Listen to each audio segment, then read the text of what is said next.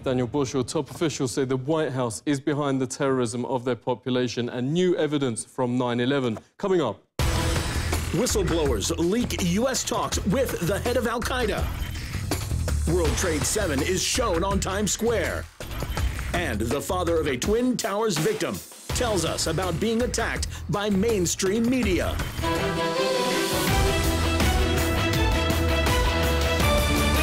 Decades of terror against their own population blamed on extremists has actually been funded and planned by the White House. Top-level officials in the government and the CIA confirmed.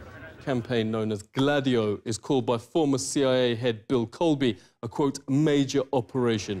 In sworn testimony, one of the conspirators confessed, you have to attack civilians, the people, women, children, far removed from any political game, so authorities can bring in a state of emergency.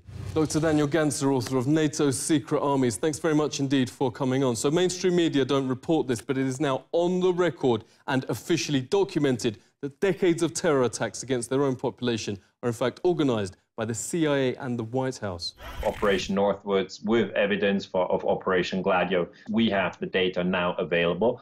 And then the people understand that this exists, but they still have a psychological moment where they have a hard time to believe that it still goes on, because it's bad news. You know, it basically means that terrorism can be manipulated in order to move people around like sheep, really. And if you're told you're a sheep and you're being moved by false flag terrorism, I mean, this is really something you don't want to hear. Yeah, we keep finding this term strategy of tension by the White House. What does it mean? Strategy of tension actually means that you blow up a bomb and say your enemy did it.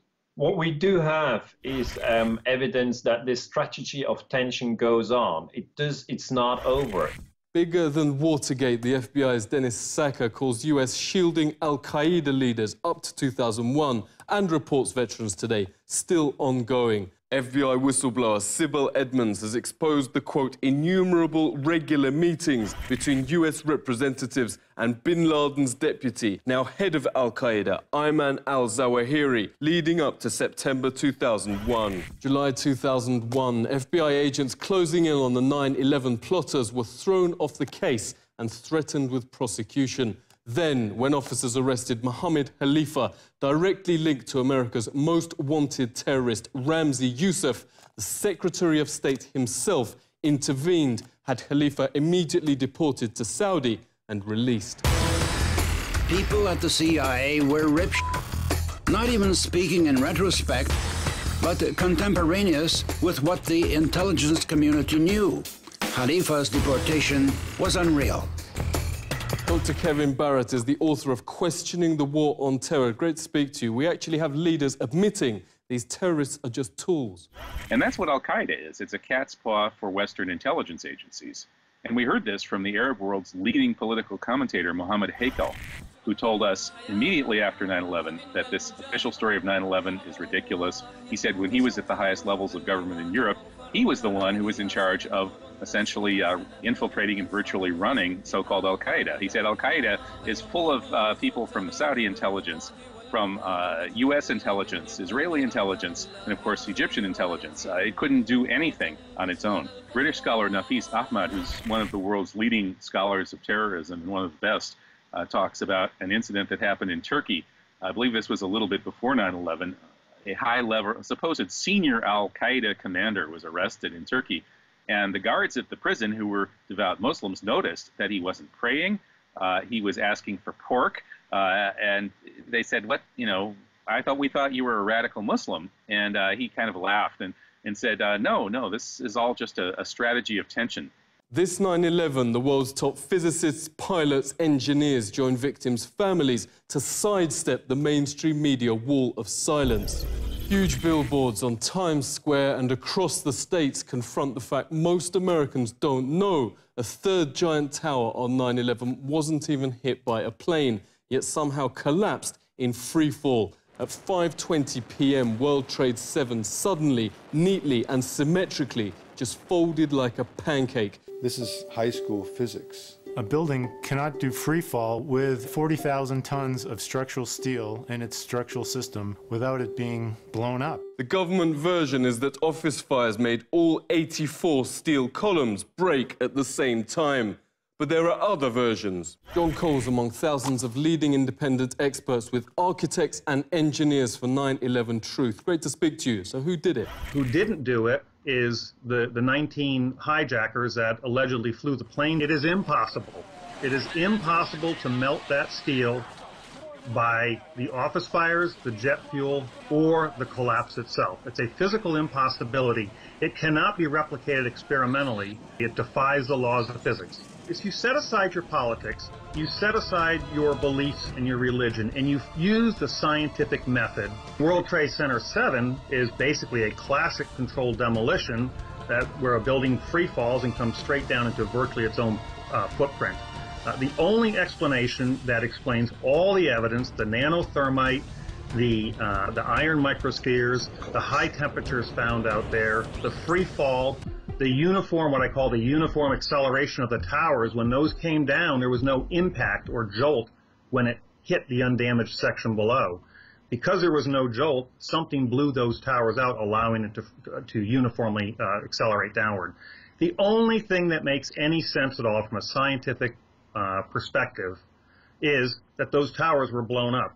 John made a mockery of mainstream sites Nat Geo and Pop Mechanics, who've desperately tried, for instance, to show 175 pounds of military nanothermite couldn't break the columns. John did it with just 1 pound. Can thermite of any type burn through steel beams? I guess it can. Renowned librarian and researcher Elizabeth Woodworth has come in to help form the Consensus 9/11 panel, confirming it uses best practice with the most rigorous peer review. Thanks so much for joining us. There's this remarkably high consensus among experts that the government version can't be right. We have some of the top experts in the field who've published in peer-reviewed scientific journals.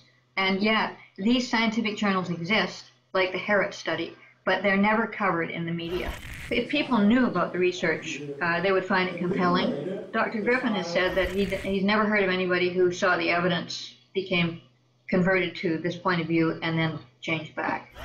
Yeah, the panel's made government already change its story and admits Skyscraper 7's freefall. That's right. David Chandler is an extraordinary model maker. Chandler is on the panel, and he devised a model to prove that the top floors fell with no resistance. There's only one way that that can happen, and that is that all the columns, there are 84 of these columns, that they were severed at the same moment. Dr. Graham McQueen accessed the New York Fire Department records from that day. Thanks very much for joining us. Never broadcast by mainstream media, but more than 100 witnesses have even reported the explosives bringing down the Twin Towers.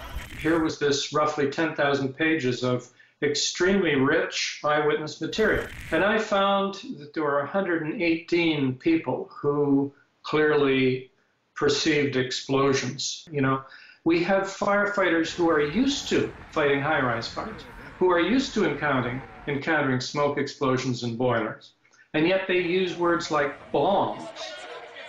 You know, they don't identify it with the things we would expect. Floor by floor, instead of popping out. It was if they had detonated. If they were planned to take down a building. Boom, boom, boom, boom, boom, boom, boom. All the way down. Bob McIlvaine has wanted answers why the post-mortem of his son Bobby found his fatal injuries in the South Tower consistent not with fireballs, but explosives. Yet mainstream host Rachel Maddow here recently sneered he's not only a conspiracy theorist for asking questions, but also attempted to connect him to violence and Al-Qaeda. All of these nefarious conspiracies about government plots to kill and conspire and lie about it and cover up the real truth. I mean, this stuff is as ridiculous as it has ever been, but it is as ridiculous as it is dangerous. Bobby's father joins us. Thank you very much for speaking with us. How do you feel first losing your son and now being portrayed as the bad guy? My son died. He died from an explosion. I can prove that beyond a reasonable doubt. If I was in a courtroom, a jury cannot not accept that as proof. So that's where we have our problem. When I say, well, this is an inside job. Well, my son died from an inside job from someone putting bombs, detonations. I would make her sit in this room and go through what I just went with you. And then I would say, now you tell me I'm a conspiracy theorist. Just shows you how awful our media is. I don't want to call her the media. She makes over $1 million, and they tell her what to say. One newspaper reporter, and is from the Philadelphia area, was very upfront with me. She said, you know, Bob, she says, as a reporter, I am the problem because we will lose our jobs. If I take that, just that little bit you just said, to the editor, he will crush it. So I'm telling you right now, I can't put your story out there. The media owners will not allow them. The press would not cover it, just that, because it put a little doubt in people's minds. Yeah, who do you blame for all this? The people of the United States are just as much to blame because they just want to believe that we are good people. We are an exceptional country. But this is what governments do. You know, it's very Machiavellian. Now we have an endless war on terror. I know what these people in Iraq, I know what these people in Syria, I know what these people in Libya, Afghanistan we're going through because they're all losing children. And that's what it's all about. Everybody's losing family members. And it's pure hell.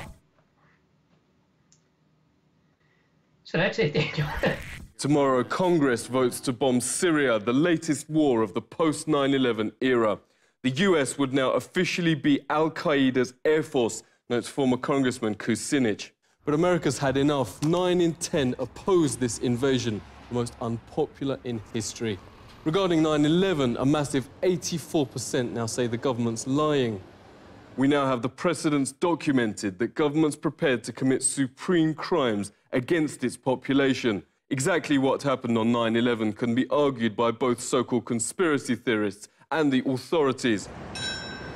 What's beyond dispute is on the 11th of September, the world will join to mourn the almost 3,000 innocent people who lost their lives.